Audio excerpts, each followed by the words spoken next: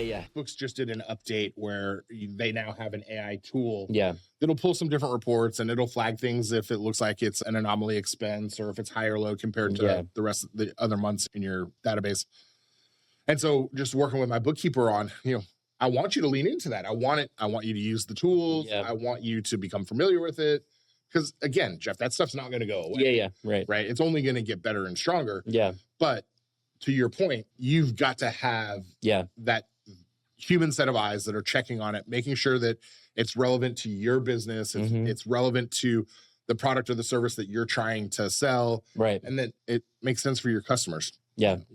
I think it was interesting to see the, like to your point, the way people are using it, right? So the more conversations that I've had with people, it's funny, like how many people will actually just go in there and throw in a prompt of, hey, I need a letter for X, Y, and Z, put this information in there, and then wait on the whatever it spits out, right? What I've found to be the most useful is to go through and kind of format, whether it's an email or whatever I'm working on. Like if there's something that I want to go through and put all my thoughts down first, right? So I'm actually running a draft of it, but then I'm throwing it back through one of the models to say, hey, how can I word this differently? Right. What can I say differently here? Thinking through this lens or whatever. I found a better output from that than I have just throwing a prompt in there, even if it's a really great prompt, right?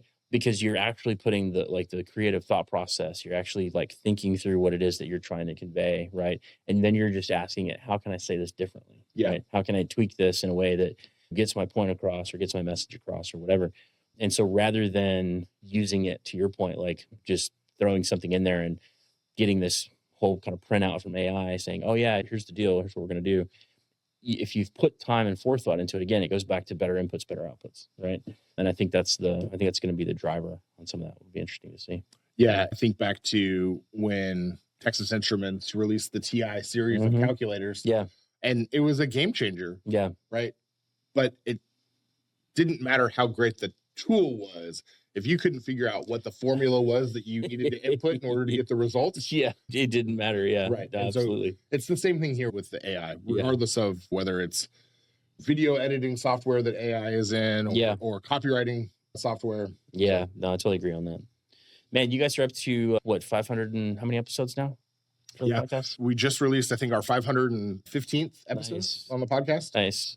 That's awesome. What's the major takeaway from that many episodes now? You guys have done that in a very short period of time as well, which is really impressive. Yes, we have.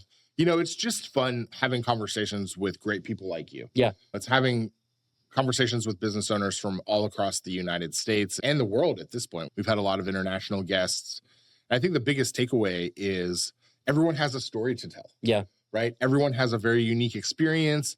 Everyone genuinely wants to give back. If you just give them a platform and ask them the right questions to get them talking about themselves and their experiences, you can actually learn a lot. Yeah, that's awesome.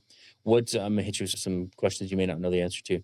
What's the highest rated show you guys have right now? What's the episode? Most views, put it that way. Yeah. So I'm going to come back and probably say something that you're not expecting. We interviewed a guy and family-owned business. They were crushing it after COVID, and they just grew meteorically fast. Yeah. And the growth outpaced their ability to get funding. Yeah. And he actually ended up having to fold the business. Oh, wow.